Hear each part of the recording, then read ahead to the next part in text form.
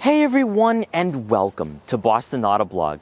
It's not too often that I get up very early to feature a crossover on the channel, but today is going to be a very special review as we take a look at the 2021 Porsche Cayenne GTS. Now, throughout this entire year, we've taken a look at a lot of crossovers, whether it's the BMW X3 M40i, Alfa Romeo Stelvio, Audi SQ7, or the very luxurious Cadillac Escalade, which I was actually very impressed by. But I'm actually really excited and enthusiastic to take a look at the Porsche Cayenne, because Porsche is all about the driving dynamics, driving handling, and the excitement behind the wheel. And in the very short amount of time I've driven this crossover right here, I am most certainly captivated.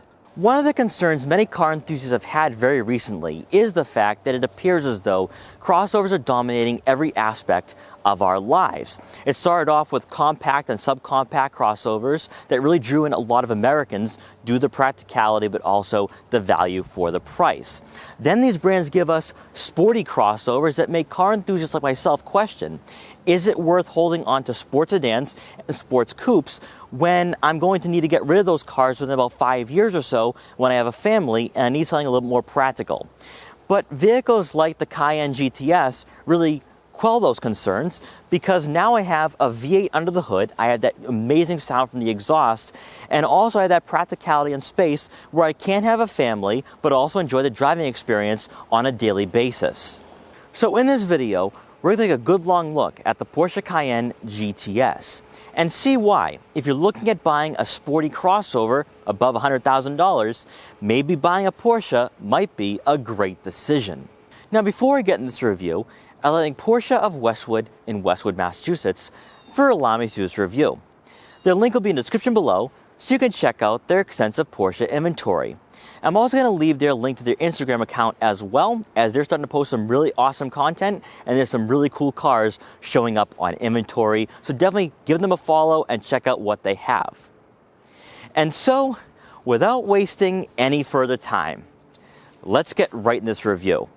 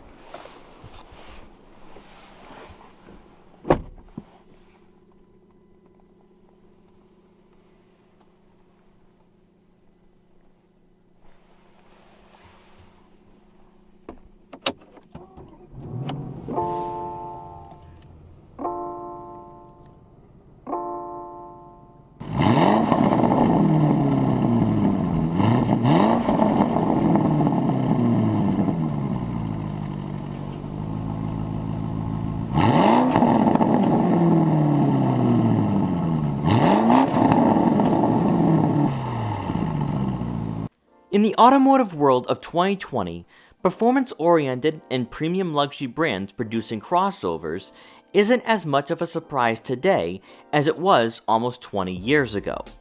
And that really can be attributed to Porsche, who embraced the SUV market with open arms at a time when many brands weren't, by introducing the Cayenne 18 years ago.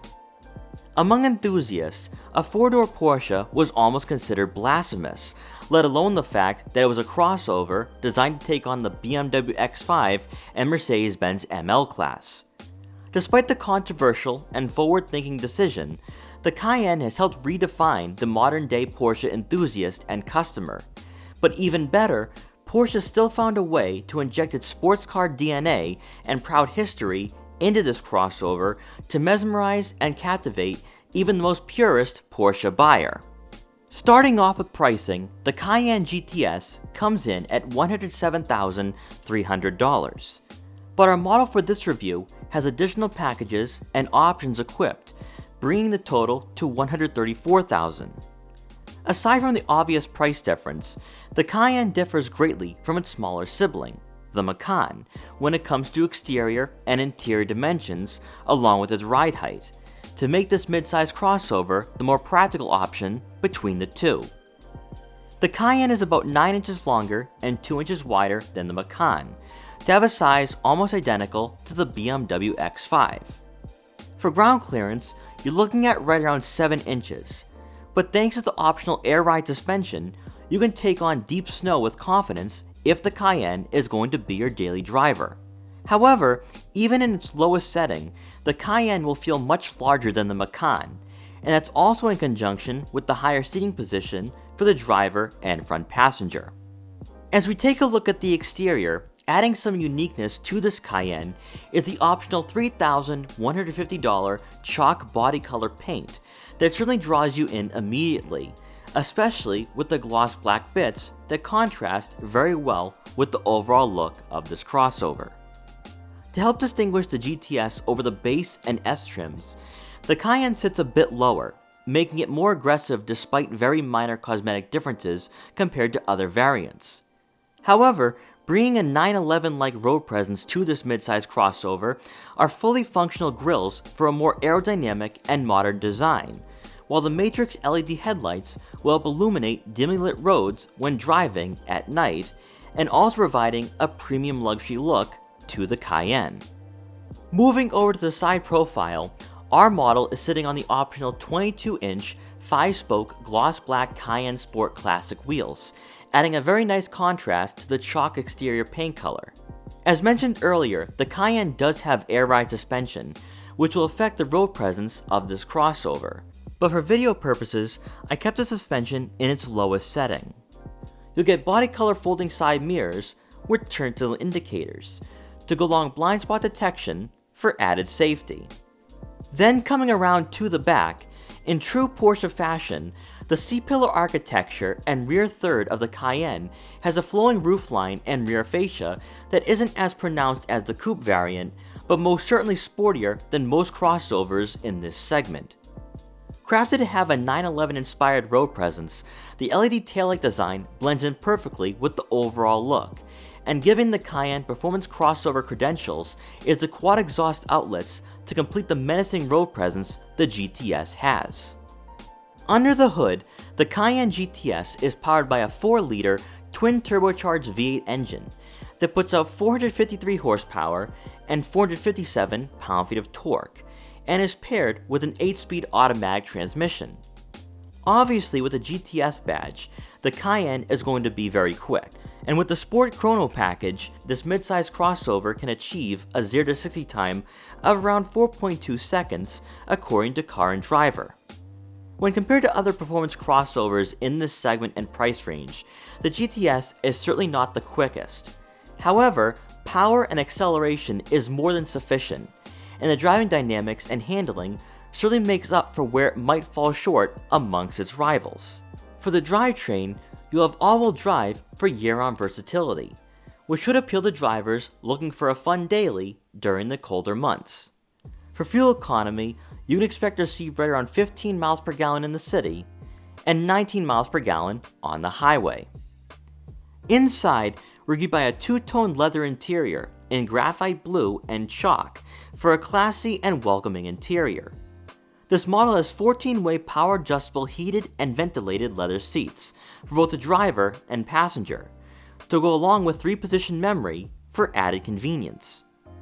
Bringing a traditional Porsche look to the cabin with a modern twist is the analog and digital gauge cluster that provides a nice compromise for purists who prefer old-school design. Mounted on the heated leather-wrapped steering wheel are buttons that control both digital displays, where you can access information such as your lap time, fuel efficiency, G-force meter, and navigation system, to name a few. In an era of fully digital gauge clusters, it's refreshing to see Porsche take a different approach to modern design. Moving over to the infotainment system, a 12.3-inch touchscreen with Apple CarPlay and Android Auto compatibility to go along with onboard navigation blends in nicely with the overall layout of the interior. Resolution and responsiveness is what you'd expect from the Volkswagen Audi family of brands, as quality is top-notch. If you prefer not using the touchscreen at all times, there will be quick access buttons found on the center console that can quickly and easily get you to different menus. There will also be a small rotary dial which will be useful to help you navigate through this user interface while driving. The infotainment system is actually very in-depth, where you can customize all the displays found inside the Cayenne, while also setting the climate control for the rear passengers, and of course finding the right ambient lighting to set the mood during your time behind the wheel. Where I spent most of my time was the drive mode selector, where you can control chassis height, the different drive modes you're in, and even opening or closing the valves for the exhaust system, which for me will always be open for the best sound. Equipped on this Cayenne is a surround view camera system for enhanced safety when parking this crossover, as you have a top view, side view, front-facing camera, and rear backup camera with trajectory to give you the peace of mind knowing you're not going to get yourself into trouble when navigating tight streets. Returning to the center console, you'll find the buttons for the dual-zone climate control up front and the 3-level heated and ventilated seats. And overall, this is still a very clean design despite going more modern compared to last generation. For the center storage compartment, you'll have a cubby for your smartphone, and you'll also find 2 USB inputs. And rounding out the front seating area, above will be a panoramic moonroof, which will let in a lot of natural light to the interior. Now, before moving on from the infotainment system and the dashboard layout, what I really want to point out here is the fact that Porsche tends to go their own way when it comes to interior and exterior design. And I can really appreciate that as a car enthusiast and as a member of the Volkswagen Audi family who owns a Volkswagen. And when you check out Audi products, you notice that there's a lot of part sharing with Volkswagen. You can definitely see that. But you'd have to look very closely to realize that the Cayenne is closely related to the Q7, Q8, and also the Bentley Bentayga and Lamborghini Urus, whereas with the Audi Q8, it's a more affordable version of the Lamborghini Urus, and you can definitely see that. Porsche just has this great way of being very unique despite sharing platforms. And it starts off with the infotainment system, but also the center console layout, because in the Q7 and Q8 you have dual touchscreens, whereas with the center console for the Cayenne, it's very traditional, not the same as the older Porsches that had a more of a cockpit-like feel, like you're in a fighter jet, but you still have the same button layouts. It's just more modernized, and I definitely like that. They're staying true to who they are, and also, of course, it stays true to where the consumers like it. Porsche enthusiasts love that center console design, but then it also leads to the gauge cluster, because it's not like Audi's virtual cockpit, and Volkswagen is doing the exact same thing, and we're seeing that with a Lamborghini as well. But Porsche sticks to tradition, and it definitely speaks volumes as to where this brand is heading. Even though everything's moving in the direction of electric technology and also really going in that more futuristic design, Porsche still is giving drivers and Porsche enthusiasts a cockpit feel that reminds them of Porsches of the past, while also giving us technology of the 21st century. Now, for passengers in the back, we're going to start off on the driver's side, and I adjusted the seat to someone of my height around 5'5", and I have plenty of legroom to work with here. Now, of course, I am 5'5", so definitely keep that in mind when you're looking at buying a Cayenne for you and your family.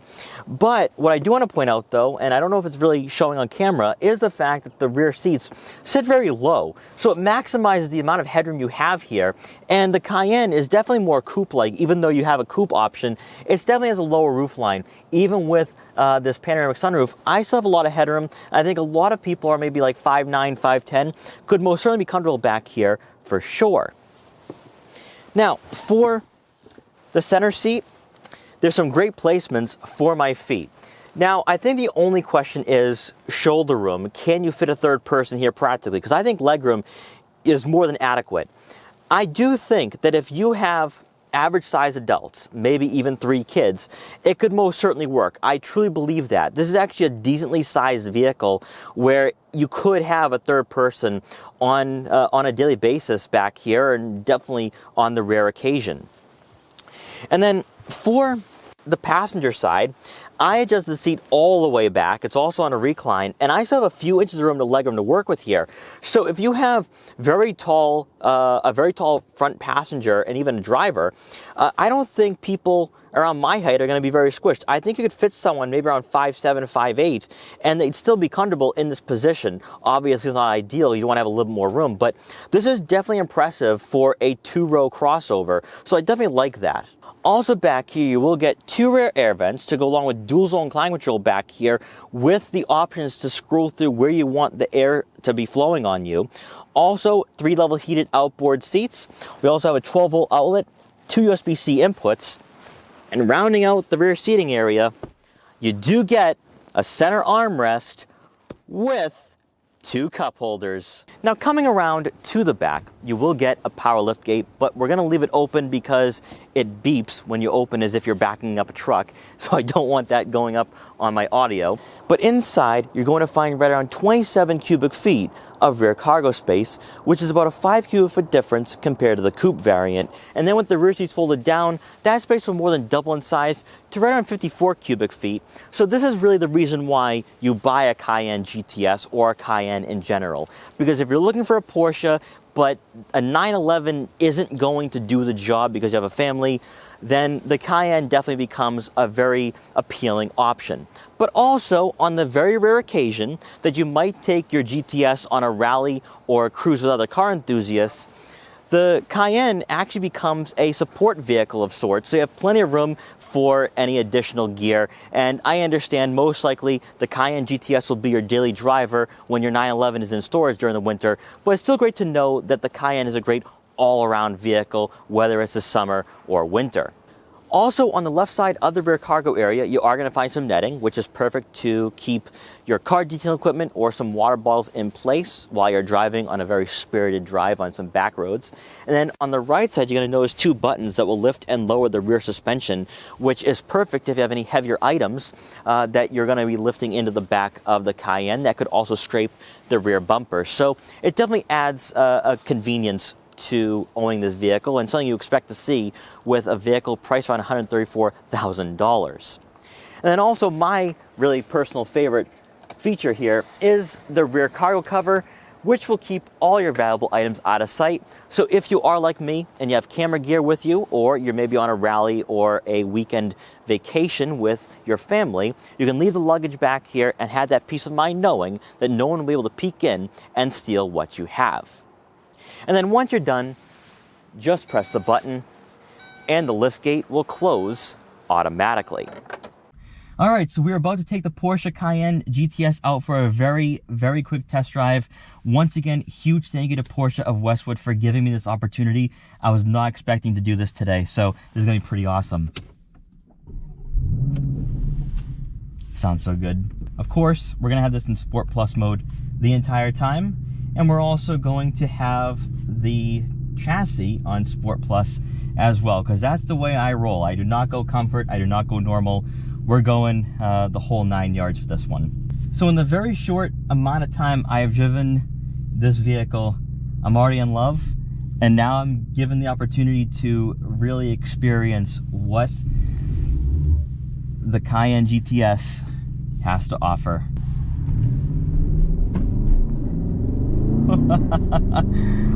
Oh my gosh, this wouldn't get old at all. Now let's talk about interior layout while I'm stuck at a red light. And once again, with Porsche, they've done it in a way where it's very unique. It's not like Audi or Volkswagen, although I like the way the infotainment system is set up. It's not at eye level. Again, it kind of blends right into the dashboard. I definitely like that. Also, more importantly, it's not stuck on the dashboard like a secondary piece, which to me makes some of these vehicles look very cheap. So I like the way it's just blended into the dashboard, very nicely set in, and it kind of flows right into the center console. So I definitely like that. It's not distracting at all. We also have a head-up display as well, which is very well illuminated, tells me what the speed limit is, so I know if I'm gonna get myself into trouble that I should probably slow down. Now, a lot of journalists make a big deal about having to upgrade to the better sound system, but when you have an exhaust note that sounds like this, there's no reason to have your radio on at all. This is my radio. All right, see how the turning radius is? Nice and smooth. Oh my gosh. Wow. unbelievable. 0 to 60 in right around 4.2 seconds. Incredible. There's just an incredible feeling. It throws you back in your seat, and what I will say is this: I've driven a lot of BMW M models, such as like the X3 M40i. I've driven the X5 M before. It doesn't throw you back in your seat like this. This is raw. This is a raw feeling for a crossover, and I'm loving it. I'm absolutely loving it. The thing is too is that you have the confidence to throw this in the corner and go fast if you want to. This is a vehicle where even when you're by yourself, the family's not with you, you can have a lot of fun on some back roads for sure. And I think that's what the whole point is with the Cayenne GTS and even the Cayenne Turbo, is the fact that you can have a lot of fun with these vehicles during the winter or just on a daily basis when you're going to work. That's what I love about this. And you don't necessarily need to buy another sports car. This is everything. It's your daily driver and your sports car. And I can just throw this into the corners with ease. Very limited body roll. I love this. I'm absolutely in love with this. I think honestly, very quickly, I'm understanding what Porsche is all about here, because I've only driven 2 Porsches in my life and they've both been crossovers, but the Cayenne, there's something raw about this. There's something to it. It's not like it's not sedated. It's not numb. And I love that. I absolutely love that with this crossover.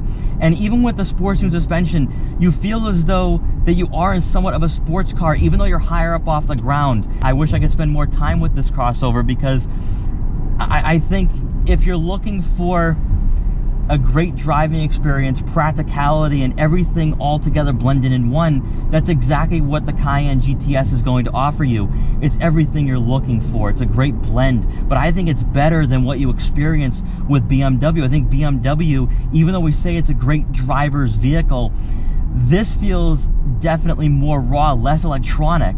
And I like that. I've never felt that before in the crossovers I've driven so far in the last 3 years of doing Boston Auto Blog. This is definitely very special. This is a very special vehicle.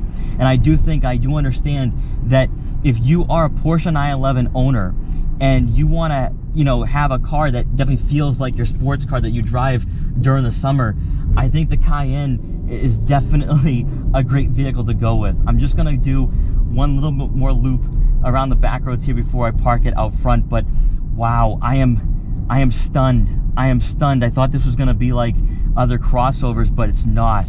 I'm truly impressed with this. Steering too. Now, it's smooth. It's tight and it's smooth. And it's not, again, it's not electronic. There's something real to it. This car has some soul, and it's touching my soul as a driver. And I just have to say, this is what driving is all about. If I am going to be stuck driving a crossover the rest of my life, if I have a family, this is what I'm looking for. And I am just in complete shock right now. I was not expecting this at all. I do think that if you are comparing a Cayenne GTS to, say, a BMW X5M, you have to do a lot of thinking for sure. And I understand that this isn't the fastest crossover on the market in its price range. Because like the BMW X5, you're talking a 0 to 60 time around 3.8 seconds, whereas this is around 4.2. And I understand that's 0.4 of a second, but there's definitely something more to this for sure. If you're not all about the speed, but you're about the driving dynamics, the feeling, the soul, and the passion, then Porsche has you covered. And I have to say, I'm really digging this for sure. I'm falling in love with what Porsche has here.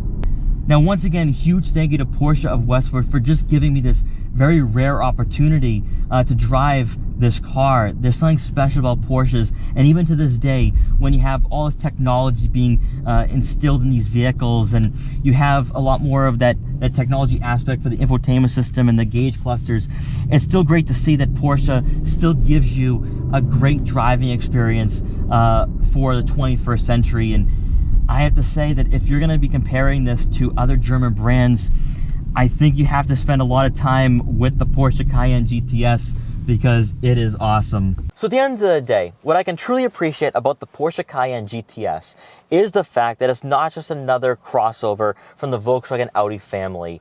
And what I like the most too is that when it comes to the exterior and interior design, it's all different. It's not a Lamborghini Urus. It's not an Audi Q7 or Q8. It's its own entity. And in a time when we see a lot of platform sharing, a lot of part sharing, it's great to see that Porsche still stays true to who they are. And it adds to their tradition and also their lore, and why I think Porsche enthusiasts are so prideful about their vehicles, because they are, in their own way, unique and set aside from everyone else. When it comes to the dashboard layout, the infotainment system, the gauge cluster, you just don't see this from Audi or Bentley or Lamborghini. I like the fact that we still have this old school setup. But also when it comes to the center console, even though it's more digitalized, it's more modernized, it still has that same layout that we saw in the older Cayenne. And I think a lot of consumers, a lot of Porsche fans can definitely appreciate that. But I just think that at the end of the day, the GTS really gives me hope as a car enthusiast that I can still have some fun behind the wheel, even if I have a family and more than one person inside this vehicle with me. It definitely, makes me feel good about aging for sure. But the driving dynamics, the handling, the sound this vehicle makes with the V8 engine, it's captivating. It draws you in immediately, and that's what you expect with a Porsche. Porsche is all about the driving experience and driving dynamics, more so than BMW. And I think, even though I'm a BMW fan, Porsche still finds a way to make their vehicles drive better, handle better. There's something about this crossover that I just can't fully explain, but it's enjoyable to drive, and most certainly a vehicle that you have to go and to your nearest Porsche dealership and test drive, because I have to say, spending a few hours with this vehicle was certainly not enough. And now I completely understand what Porsche enthusiasts are really on about with their vehicles. There's something special about them. There's something unique. And for me, I am most certainly captivated with what Porsche has done with the GTS. So guys, thank you so much for watching this video. Please like, comment, share, and subscribe for more. And I'll see you guys next time.